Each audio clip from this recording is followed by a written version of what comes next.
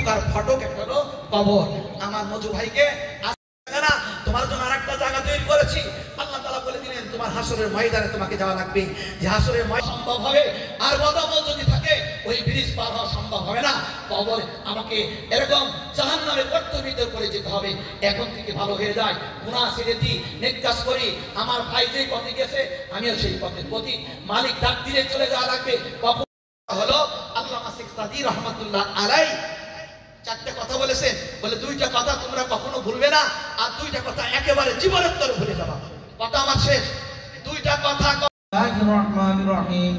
قل هو الله احد الله الصمد لم يلد ولم يولد ولم يكن له كفوا احد بسم الله الرحمن الرحيم قل هو الله احد الله الصمد لم يلد ولم يولد ولم يكن له كفوا احد اللهم صل على محمد وعلى آل محمد كما صليت على إبراهيم وعلى آل إبراهيم إنك حميد مجيد اللهم بارك على محمد وعلى آل محمد كما باركت على إبراهيم وعلى آل إبراهيم إنك حميد مجيد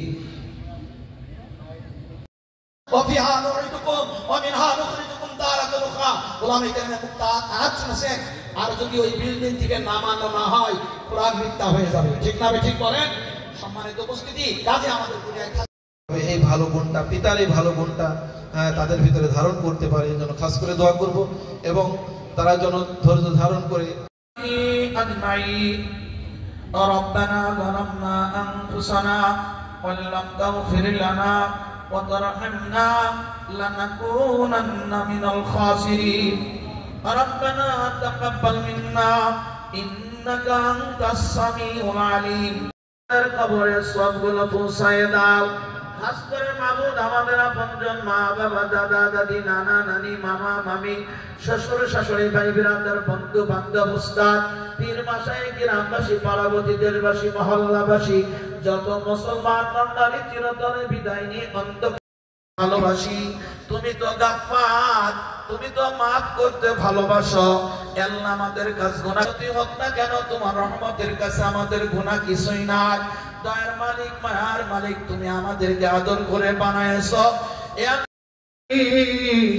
মেহেরবানি করে আমাদের সকলের দিলের নেক মাকসাদ তুমি পুরা করে দাও। খাস করে মাবুদ তোমার যে বান্দার রূহের মাগফিরাতের উদ্দেশ্য করে আজকে দোয়ার মাহফিলের ইন্তেজাম। আল্লাহ আমার ভাই মাসুমিয়া, আল্লাহ তোর মহব্বতের মানুষ আজকে দূর দূরান্ত থেকে দৌড়িয়ে এসেছে মাবুদ। আল্লাহ তোর মহব্বতে তোর ভালোবাসায় আল্লাহ তোমার বান্দাদেরকে কবুল করে না।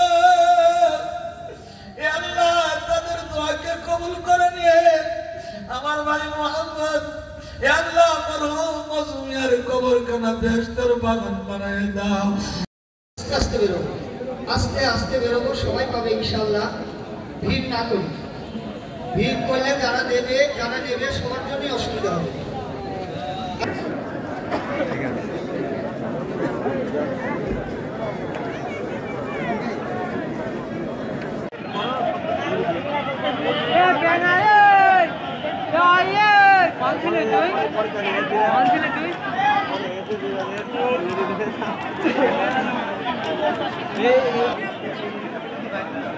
যে বলবে ঢুকতে ঢুকে বলবি।